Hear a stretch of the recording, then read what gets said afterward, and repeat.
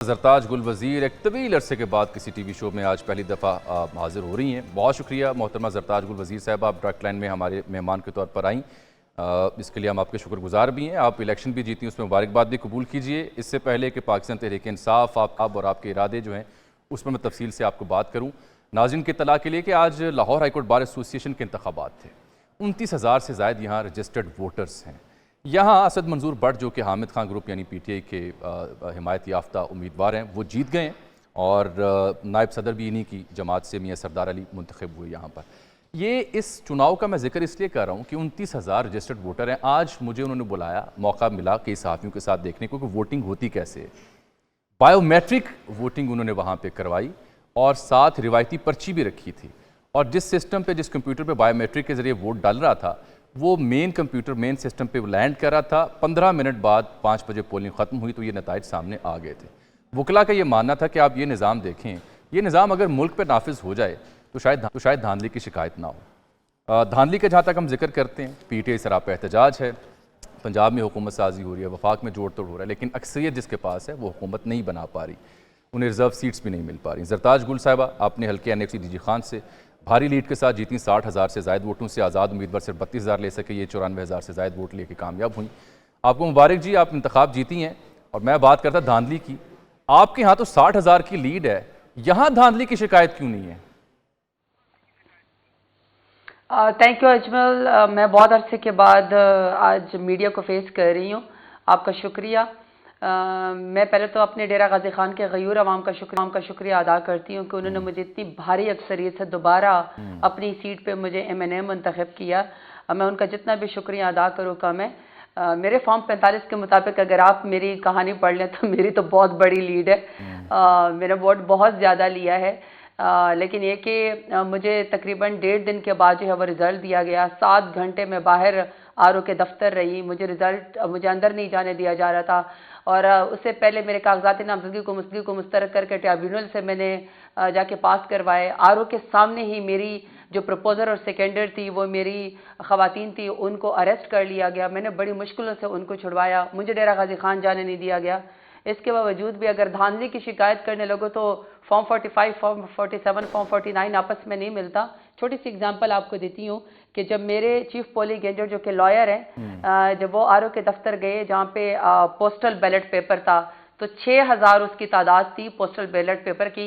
वो सब के सब ओपन थे, उसमें दोबारा नए जो है वो बैलेट पेपर्स डाले गए थे। तो जब मेरे एडवोकेट ने उनसे कहा कि ये तो सारे ओपन है, तो उन्होंने कहा छोड़े मैडम की तो इतनी ज़्यादा लीड है, अब हम क्या कर सकते हैं। तो 6,000 में से सिर्फ मुझे 6 वोट डलवाए गए। 6 मेरे पोलिंग स्टेशन के जो है वो उसको बैलेट बॉक्सेस को ही उठा के ले गए।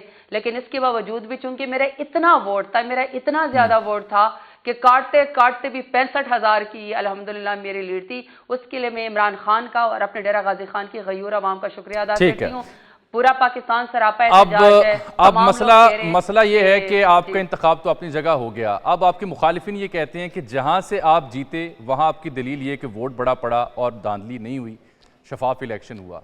जहां से आप हारे वहां के आपको धांधली नजर आती है। फॉर्म 45 का आप जिक्र करते हैं, मुतल्लिका इदारों के पास आप जा नहीं रहे एविडेंस लेकर। ये एतराज़ और ये तनकीद आपके उस बयान के ऊपर की जा रही है, इसका क्या जवाब देंगे?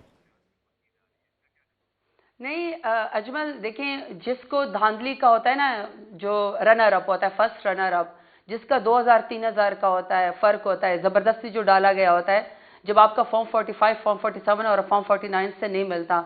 हमने तो PTI ने खुला चैलेंज इनको किया है कि फॉर्म 45 आपके सामने वाहिद फॉर्म 45 एक ऐसा पेपर है जो आपका पोलिंग एजेंट लेकर आता है, जिसके ऊपर थंब इंप्रेशन जो है वो लगे हुए होते हैं, प्रिजाइडिंग ऑफिसर भी उसके अंदर लगे होते हैं। तो बड़ा आसान है, जब वो आपका फॉर्म 47 से और फॉर्म 49 से नहीं मिलता तो वो सामने आ जाए।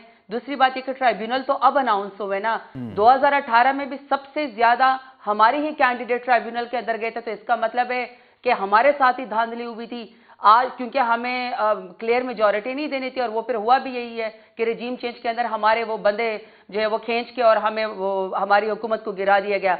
अभी का जो इलेक्शन है उसके अंदर भी ऐसे हुआ है।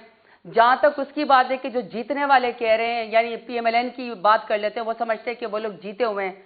अगर वो इतने ही जीते हुए हैं, अगर वो इतने तगड़े हैं, तो अजमल मुझे तो आपके सामने, आप भी मीडिया के पर्सनल हैं, आप पूरा दिन कल से आज से आप पाकिस्तान के मनाजर असम्बली हॉल्स के सामने देख रहे हैं, पंजाब असम्बली के और सिंध असम्बली के। अगर उन्होंने वोट के ऊपर डाका नहीं मारा, उनको वाकई वोट मिला है, तो वो असम्बली के पिछले दरवाजों से नॉमिनेटेड जो है वो सीएम क्यों जाते हैं, और हमारे जो सीएम है उसके कैंडिडेट को पकड़ने के लिए क्यों सारी की सारी नफरी जो है वो बुलवाई गई है, हमारे लोगों के ऊपर क्यों लेकिन मुझे हैरत ये हुई कि वो आपके यहाँ से ही हाफिज फरज जो हैं वो भी तो रूपोश थे, वो तो आज आ गए, फिर वो क्यों नहीं आ सके जो आपके सीएम कैंडिडेट हैं? देखिए, मैं आपके अजमल इसकी एग्जांपल आपको देती हूँ। मेरे ऊपर जब दहशतगर्दी से लेकर गद्दारी तक और गद्दारी से लेकर तोड़फोड़ तक और तोड़फोड़ से लेकर गाय चोरी तक के पर्चे जो है वो मेरे ऊपर करवाए गए, 25 से ज्यादा एफआईआर थी मेरे ऊपर। जब मैंने पेशावर हाई कोर्ट से बेल करवाई तो मुझे पंजाब नहीं आने दिया गया। जब मैं पंजाब आई मुल्तान हाई कोर्ट से, मुझे डेरा गाजी खान में गाजी गाड़ी के ऊपर नहीं आने दिया गया। हर ट्रक को, हर गाड़ी को चेक किया गया। कुछ लोगों के ऊपर इनकी इतनी सख्त नजर होती है, पीएमएलएन इतनी डरती है कि वो समझते हैं कि इनके आने से, मैदान में आने से इनकी बिल्कुल जो है मॉरल अथॉरिटी खत्म हो जाएगी। तो मॉरल अथॉरिटी तो खत्म है। हाफिज फरज की बात या हमारे बाकी एमपी या सीएम के कैंडिडेट जो मियां असलम इकबाल, देखिए जामी मैं एक एग्जाम्पल दे रही हूँ कि क्या हर पंजाब असम्बली के इजलास से पहले कर्फ्यू होगा? क्या हर पंजाब असम्बली से पहले खवातीन को सड़कों पर घसीटा जाएगा? क्या हर पंजाब असम्बली के इलेक्शन से पहले पूरा पंजाब जो है वो यरगमाल होगा? तो ये किस किस्म की सियासत है? मैं तो समझती थी कि इलेक्शन हो जाएगा, जिस तरीके से भी होगा, कोई पोजीशन में बैठ जाएगा, कोई हुकूमत के अंदर बैठ जाएगा, चलो पाकिस्तान के लोगों से तो कोई तो निजात होगी।